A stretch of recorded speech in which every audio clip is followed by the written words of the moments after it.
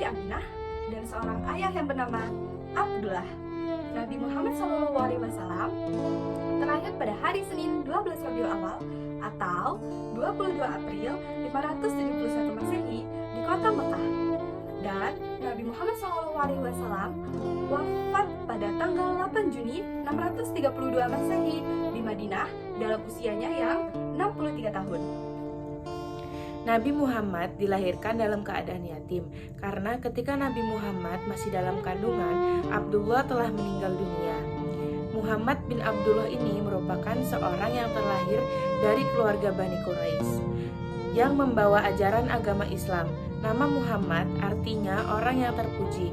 Nama ini diberikan oleh kakeknya tercinta yaitu Abdul Muthalib. Masa kelahiran Nabi Muhammad. Sebelum kelahiran Nabi Muhammad ada, banyak hal yang terlihat jauh berbeda jika dibandingkan dengan pasca kelahirannya dan ditandai dengan peristiwa-peristiwa yang sangat luar biasa. Pada saat itu, masa jahiliyah. Zaman jahiliyah adalah zaman kebodohan. Sebelum kelahiran Nabi, di mana umat-umat Nabi terbiasa menyembah patung-patung berhala.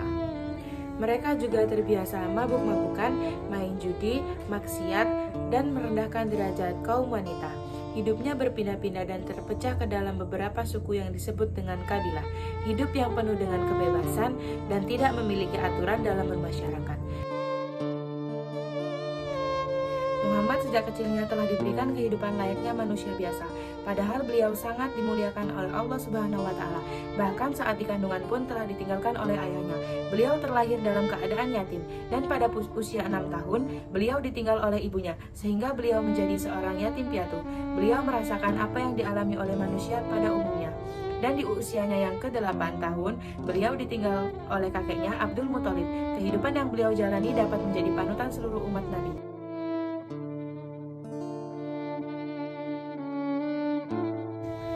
Muhammad disusui oleh Suaibah selama 3 hari dan oleh kakeknya beliau juga disusukan kepada Halimatus Sa'diyah dan berada dalam asuhan kurang lebih 6 tahun.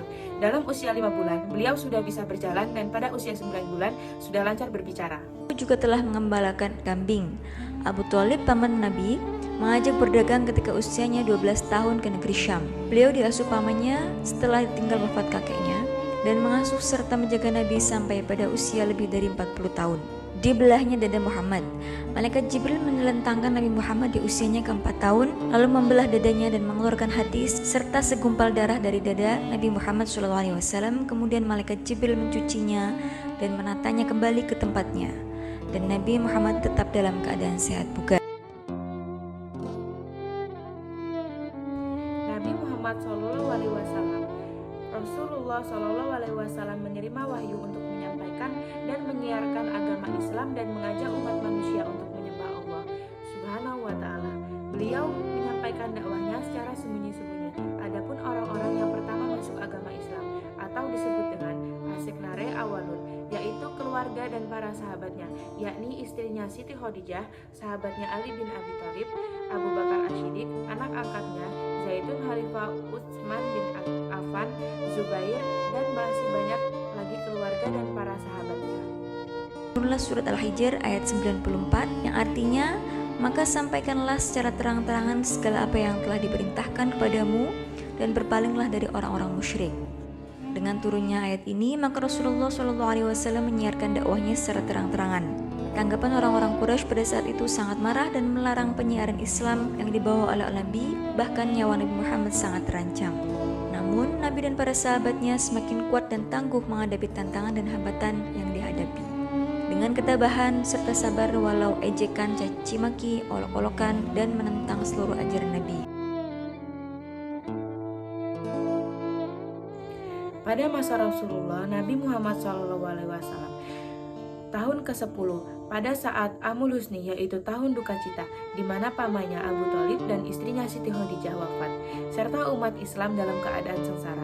Di tengah-tengah kesedihannya, beliau dijemput oleh malaikat Jibril untuk Isra Mi'raj, yaitu melakukan perjalanan dari Masjidil Aqsa ke Masjidil Haram, sampai ke Sidratul Muntaha, untuk menghadap Allah Subhanahu wa Ta'ala dan untuk menerima perintah sholat 5 waktu. Haji wada atau haji terakhir.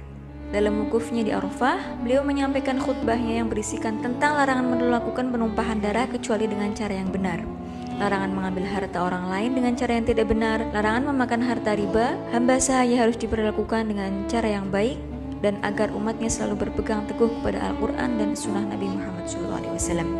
Wafatnya Nabi Muhammad SAW. Pada saat sahabat Abu Bakar sedang tidak di Madinah, terjadi sebuah peristiwa yang sangat menyedihkan di mana Nabi Muhammad SAW wafat. Pada saat Abu Bakar diberitahu, beliau segera datang ke rumah Aisyah.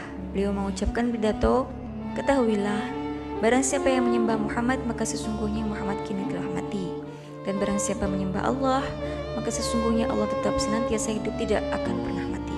Kemudian beliau membacakan firman Allah Subhanahu wa taala yang artinya sesungguhnya kamu akan mati dan sesungguhnya mereka akan mati pula. Quran surat Az-Zumar ayat 30.